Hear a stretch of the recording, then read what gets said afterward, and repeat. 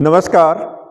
आज हम natural vegetation प्राकृतिक वनस्पति से संबंधित NCERT based multiple choice questions का अध्ययन करेंगे। फर्स्ट क्वेश्चन कहता है कि चंदन वन सैंडलवुड फॉरेस्ट किस प्रकार के वनों का उदाहरण है? सदाबहार वन, पर्णपाती वन, डेल्टाई वन या कांटेदार वन।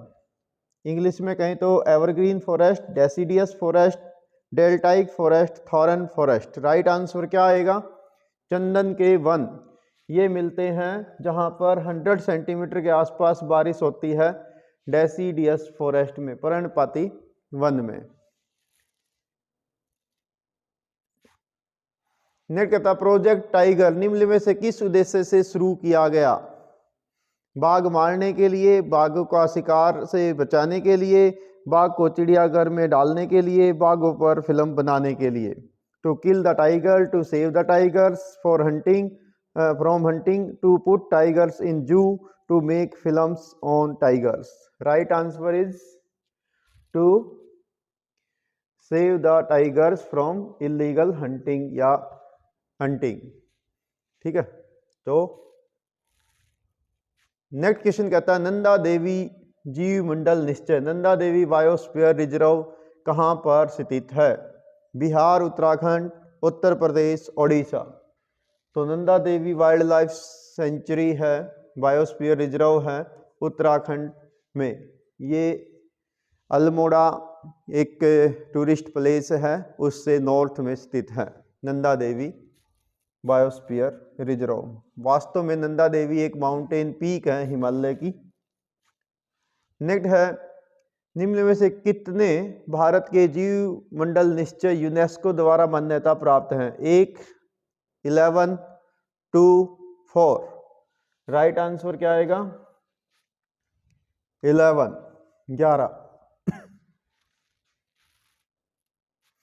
नेक्स्ट क्वेश्चन कहता है वन नीति फॉरेस्ट पॉलिसी के अनुसार कितने प्रतिशत क्षेत्र वन के अधीन होना चाहिए? इंडिया का कितना परसेंट एरिया फॉरेस्ट कवर होना चाहिए? 33%, 55%, 44%, 22%। राइट आंसर क्या आएगा?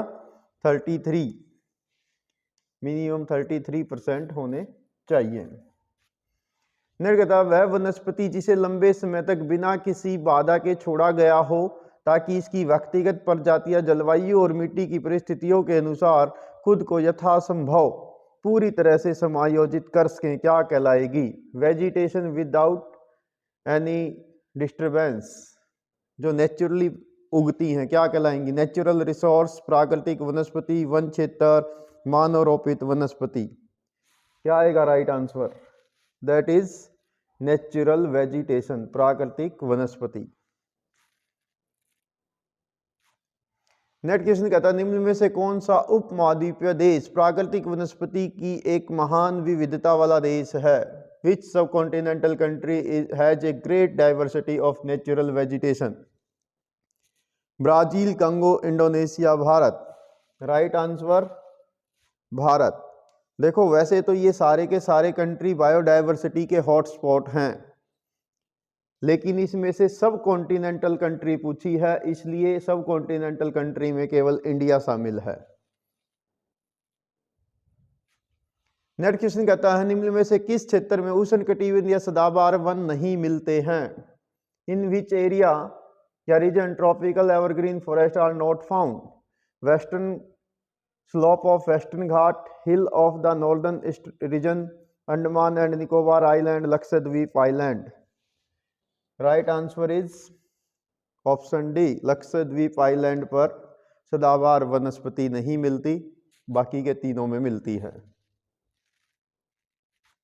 नेक्स्ट क्वेश्चन कहता है गर्म और आर्द्र हॉट एंड ह्यूमिड एरिया जहां पर टेम्परेचर 22 डिग्री सेल्सियस प्लस रहता हो एनुअली और एनुअल रेनफॉल 200 सेंटीमीटर प्लस होती हो, वहां पर किस प्रकार के वन मिलेंगे? Deltaic forest, tropical deciduous forest, tropical evergreen forest, tropical monsoon forest. क्या आएगा उत्तर? That is tropical evergreen forest. Option C सही है। नेक्स्ट क्वेश्चन कहता है एक सामाजिक वानिकी का उद्देश्य नहीं है।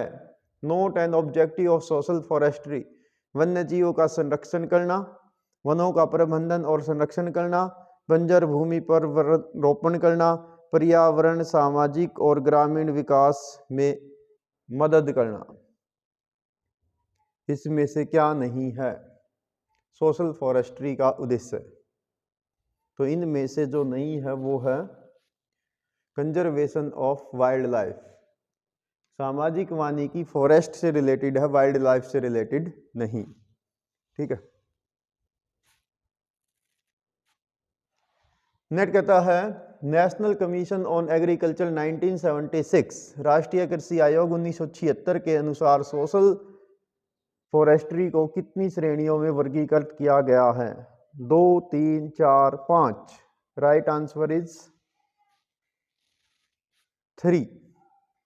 3 कैटेगरी में इसको वर्गीकृत किया गया। नेक्स्ट क्वेश्चन कहता है निम्न में से कौन सी एक सामाजिक वानिकी की श्रेणी नहीं है? कौन सी नहीं है, कैटेगरी नहीं है सोशल वानिकी की, सोशल फॉरेस्ट्री की? Urban forestry, park forestry, rural forestry, agro forestry. Right answer is park forestry. जो 3 कैटेगरी हैं वो ये बच गई हैं, शहरी वानिकी, ग्रामीण वानिकी, कृषि या फार्म वानिकी इसको बोला जाता है। पार्क नहीं होता इसमें, पार्क जो है वो शहरी वानिकी का ही हिस्सा होगा। नेक्स्ट कहता है कितने बायोस्फीयर रिजर्व हैं? बायोस्फीयर रिजर्व जो होते हैं स्थलीय तथा तटीय क्षेत्रों का एक अनूठा और प्रतिनिधित्व पारिस्थितिक तंत्र इकोसिस्टम होता है जो मानव और बायोस्फीयर मैन एंड बायोस्फीयर कार्यक्रम के अंतर्गत अंतर्राष्ट्रीय स्तर पर मान्यता प्राप्त हैं। किसके द्वारा? ठीक है, तो वो है यूएनओ, यूनेस्को, विश्व बैंक, WTO। इनमें से किसने मान्यता दी है बायोस्फीयर रिजर्व्स को? जिसमें भारत के भी 11 जो हैं वो बायोस्फीयर रिजर्व वर्ल्ड उसमें लिस्ट में शामिल है, that is UNESCO. Option B. Next question कहता है निम्न में से कौन सा जीव मंडल निश्चय का उद्देश्य नहीं है? जैव मंडल बायोस्फीयर रिजर्व का उद्देश्य नहीं है। जैव विविधता और पारिस्थितिक तंत्र का संरक्षण करना, पर्यावरण को विकास से जोड़ना, अनुसंधान और निगरानी के लिए अंतर्राष्ट्रीय नेटवर्क बनाना, मानव को प्रकृति प्रेमी बनाना। तो कौन सा आंसर नहीं है? आंसर नहीं है ऑप्शन डी। बाकी के तीनों जो है वो बायोस्फीयर जो रिजर्व होते हैं उनके उद्देश्य होते हैं ये तीनों। नेक्स्ट कहता है राजस्व के रिकॉर्ड के अनुसार देश के कुल भूमि का कितना प्रतिशत वन क्षेत्र फैला हुआ है? यानी भारत में कितना एरिया फॉरेस्ट कवर्ड है? 13.82%, 23.28%, 31.28% या 33%? Right answer is 23.28%। Next question कहता है सेक्टरों में ग्रीन बेल्ट के लिए अधिसूचित भूमि, the land notified for green belt in the sectors come under which of the following? किसके अंतर्गत आती है? वनावरण, वन क्षेत्र, पगडंडी, खेल का मैदान। तो ये आएगी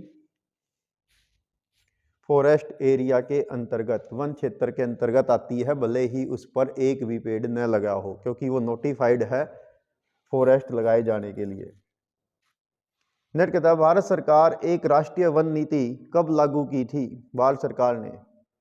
When did the government of India implement a national forest policy? 1894, 1952, 1972, 1988? Right answer is 1952। Next question कहता है राष्ट्रीय वन नीति के संबंध में कौन सा एक कथन असत्य है, फॉल्स है?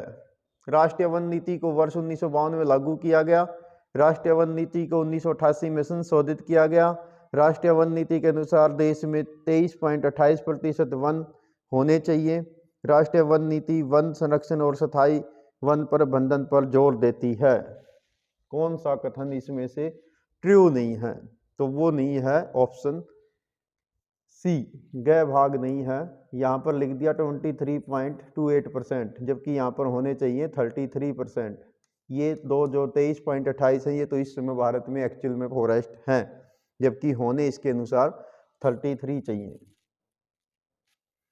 नेट कहता है वह वास्तविक क्षेत्र जिस पर वर्तमान में पेड़ पौधे हैं निम्न में से किसके अंतर्गत आता है? वन क्षेत्र, वास्तविक वन आवरण, वन क्षेत्र और वास्तविक वन आवरण दोनों, मानव रोपित वनस्पति। तो क्या आएगा? एक्चुअल फॉरेस्ट कवर आएगा, ऑप्शन बी। नेट कहता है राष्ट्रीय वन नीति के संबंध में कौन सा कथन असत्य है? फिर दोबारा से एक ऐसा ही क्वेश्चन है, ट्रू एंड फॉल्स का। पर्यावरणीय शिथिलता बनाए रखना, लकड़ी के प्रतिस्थापक को प्रोत्साहित करना, वन पर दबाव कम करने के लिए जन आंदोलनों को रोकना, जैविक विविधता और आनुवांशिक पूल का संरक्षण करना। मेंटेनिंग एनवायरमेंट स्टेबिलिटी, बी है encourage replacement of would, preventing mass movement of reduce pressure on the forest, conservation of biological diversity and genetic pool. तो इसमें से ऑप्शन सी ये असत्य है। ये जन आंदोलन बनाए रखना यानी लोगों को मोटिवेट करना है फॉरेस्ट पर दबाव कम करने के लिए, ठीक है, यहाँ पर रोकने की बात कर रहा है, ये असत्य है ये कथन। नेट कहता हरित पट्टी, पार्क, सड़क के किनारे के रास्ते, औद्योगिक व वाणिज्यिक हरित पट्टी आदि पर वृक्षों को उगाना, उनका प्रबंधन करना किसके अंतर्गत आता है? Urban forestry, rural forestry, farm forestry, national commission for agriculture. Right answer is urban forestry, शहरी वानिकी। नेक्स्ट क्वेश्चन कहता है वनों और वन्य जीवों के संरक्षण में जन सहभागिता को प्रभावी बनाने के लिए हमें निम्नलिखित में से कौन से कदम नहीं उठाने चाहिए?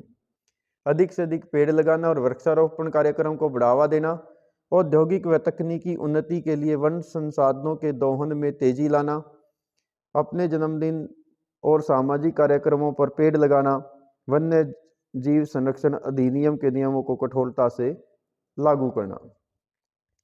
तो इनमें से कौन सा स्टेप शुड नॉट टेकन?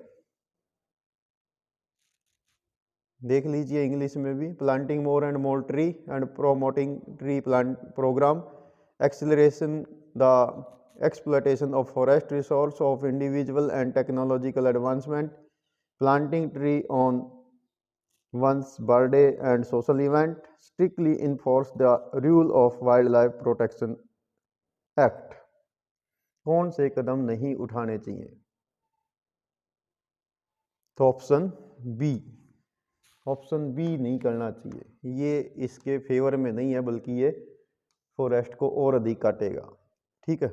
वनों के दोहन में तेजी नहीं लानी, उसको डिक्रीज करना है, ठीक है। तो ये यहाँ पर ये कदम नहीं उठाया जाना चाहिए। तो ये थे वाइल्ड लाइफ और वन्य वनों से संबंधित कुछ महत्वपूर्ण प्रश्न। Thank you, have a nice day.